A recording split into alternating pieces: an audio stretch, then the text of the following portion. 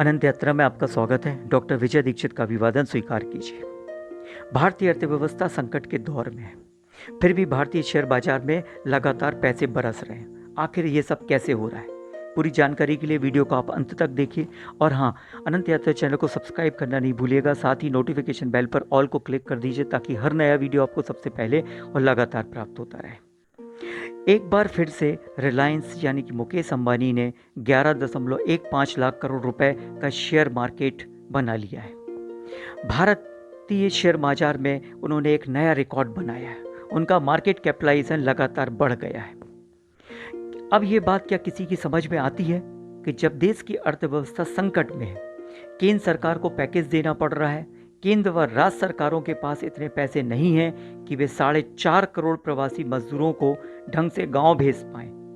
ना ही भोजन पानी की व्यवस्था है, ना ही रोटी रोजगार, यहाँ तक कि कई गर्भवती माताओं की प्रसूति में भी उचित सहायता नहीं दे सकी है। आप ध्यान से देख लें, इकोनॉमिक इन्वेस्टमेंट या प्रॉफिट एंड लॉस का कोई टेबल बना ले, एक्सपेंडिचर का टेबल बना ले, आप पाएंगे कि एक ओर देश या जनता की अर्थव्यवस्था है, दूसरी ओर शेयर बाजार की अर्थव्यवस्था है या कैपिटलाइजेशन है। सेंसेक्स और शेष कारोबार दोनों में भारी फर्क रहता है। एक ओर शेष देश दुनिया दाने दाने के लिए मोहताज है, तो दूसरी ओर शेयर मार्केट के स्वामी अरबों और खरबों में खेल रहे हैं। हमारे शेयर मार्केट में करीब 30 बड़े शेयरों से मिलकर के सेंसेक्स बना है। इसका मतलब है कि यह एक अति संवेदनशील निर्देशांक है। क्या वास्तव में यह निर्देशांक संवेदनशील है? यह प्रश्न उठता है। यदि वास्तव में यह संवेदनशील होता तो राष्ट्रीय अर्थव्यवस्था के सुख दुख का इस पर जरूर प्रभाव पड़ता। मगर जब कोरोना व चीन से लगी सीमा पर तनाव का दोहरा संकट है, तब भी प्रमुख शेयरों में जबरदस्त इन्वेस्टमेंट हो रहा है। रिलायंस में 1 लाख करोड़ रुपए से ज्यादा का इन्वेस्टमेंट हो चुका है। बॉम्बे स्टॉक एक्सचेंज में इससे टॉप 10 शेयर्स का मार्केट कैप 1.76 लाख करोड़ रुपए बढ़ गया है। ऐसा कैसे? रिलायंस का मार्केट कैपिटलाइजेशन 1.08 लाख करोड़ बढ़ा। इलेक्ट्रॉनिक्स आदि में 44,175 करोड़, फैशन एवं लाइफ स्टाइल में 13,551, पेट्रो सेक्टर्स में 14,925 और ग्रोसरी में 34,601 करोड़ रुपए की वृद्धि हुई। अब आप ढूंढते रहिए कि फैशन तक के क्षेत्र में कोरोना और लॉकडाउन के दौर में कमाई कैसे बढ़ी। स्पष्ट है कि हमारे देश की अर्थव्यवस्था में 3 हिस्से अब भी हैं। एक सुपर रिच व रिच क्लास, दूसरा मीडियम क्लास व तीसरा पुअर व निम्न मध्यम वर्ग के लोग। गत दिवस एक घरेलू नौकरानी से पूछने पर कि इतने दिनों की तालाबंदी में घर कैसे चला, उत्तर था कि चला लिया रो धो के। अब आपके सामने क्या रोएं और क्या धोएं? आप देंगे क्या कुछ? इस पूरे कोरोना व लॉकडाउन में सरकार, अमीर और मालिक वर्ग सभी फेल हो गए। सिर्फ पास हुए हैं तो वे नागरिक जिन्होंने अपने पड़ोसी ही नहीं बल्कि अजनबियों व पशुओं प्राणियों तक के भोजन और चारे पानी की व्यवस्था करी। अब हम शिक्षा को ही ले लें। ऑनलाइन पढ़ाई का ढोल तो खूब पिटा, मगर धीसू और माधव के बच्चे की पढ़ाई कैसे होगी, जिनके घर में ना तो लैपटॉप है, ना कंप्यूटर है और ना ही स्मार्टफोन है।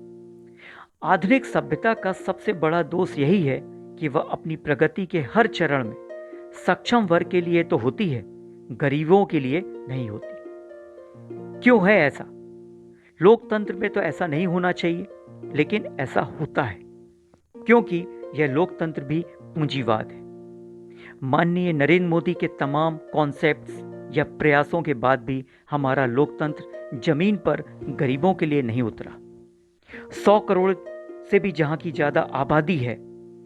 अब आप देखिए कि शिक्षा जो देश में प्राथमिक एवं माध्यमिक कक्षाओं में 51,03,539 पद स्वीकृत हैं, इनमें से 9,316 पद अभी भी खाली हैं। दूसरी ओर पढ़े लिखे युवा बेकार भटक रहे हैं या फिर वे प्लम्बर, मैकेनिक, चपरासी का काम कर रहे हैं। 10 लाख युवा क्या शिक्षक के पदों पर नहीं भर्ती हो सकते? मोदी सरकार ने रोजगार को लेकर के कौन से वायदे निभाए? निकालिए ना 10 लाख खाली पदों की निविदाएं और भरिए पद। 10 लाख परिवारों के घरों में रोटी और लाखों बच्चों तक शिक्षा की रोशनी पहुंच जाएगी। इस मामले में हाथ पर हाथ धरे क्यों बैठे हैं साहब? आप कुछ राज्यों में शिक्षकों की संख्या देखेंगे तो निराश होंगे। उत्तर प्रदेश में 7.59 लाख शिक्षकों के पद खाली हैं। 2.24 लाख बिहार के, 5.92 लाख पदों में से 2 लाख मध्य प्रदेश के, 6.85 लाख पदों में से 1 लाख से भी ज़्यादा और जम्मू कश्मीर में 25,657 पदों में से 21,221 पद खाली पड़े। सोचिए, क्या इसे ही सरकार चलाना कहते हैं? आप मासूम बच्चों की शिक्षा हेतु कोई गारंटी नहीं दे सकते। ऑनलाइन शिक्षा को लेकर आप बनना चाहते हैं अमेरिका, और हालात आपके हैं सीरिया जैसे, जो भूख से बिलबिला रहा है। आप मोदी जी को पाएंगे, वे हिंदी में बोलते हैं, हिंदी में जीते हैं, हिंदी में सोचते हैं, हिंदी में ही सब कुछ बताते हैं। सच है, ये बात बिल्कुल सच है। शायद कांग्रेसियों को इसलिए उनसे चिढ़ है, क्योंकि कांग्रेसी नेता अंग्रेजी के गुलाम हैं, लेकिन सूत्र देंगे विकास के तो अंग्रेजी में। आप देख लें, एक से एक मुहिम या प्रोग्राम, स्कीम, सभी कुछ जो भी कांग्रेस लेकर के आई है वो सब अंग्रेजी में।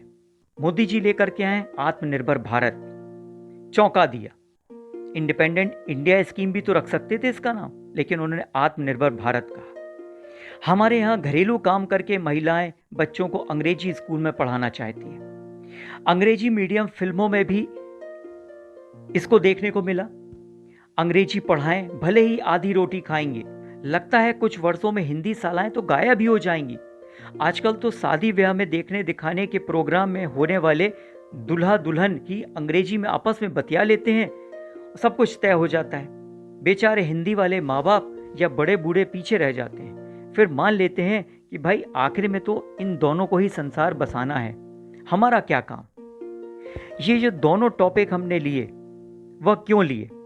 इसलिए कि यह जो शेयर मार्केट में अमीरों पर बरसता है धन, यह धन इस मुल्क व समाज की बुनियादी शिक्षा में लगना चाहिए।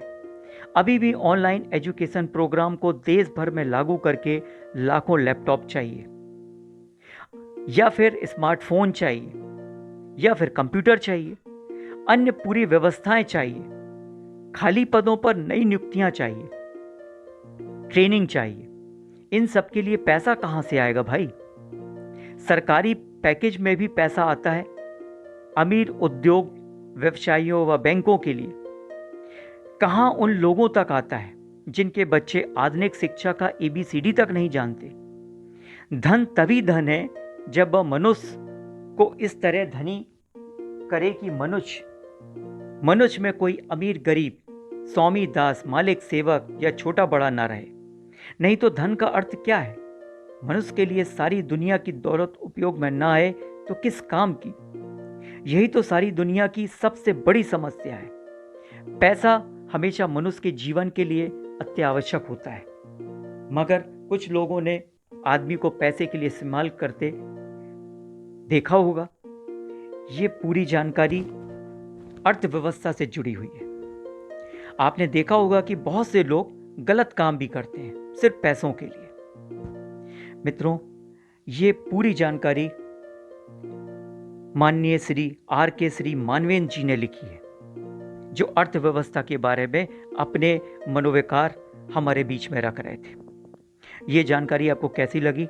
शेयर कीजिए, लाइक कीजिए, और हाँ, अनंत यात्रा चैनल को सब्सक्राइब करना नहीं भूलिएगा। इसके साथ ही डॉक्टर विजय दीक्षित को आज्ञा दीजिए। धन्यवाद।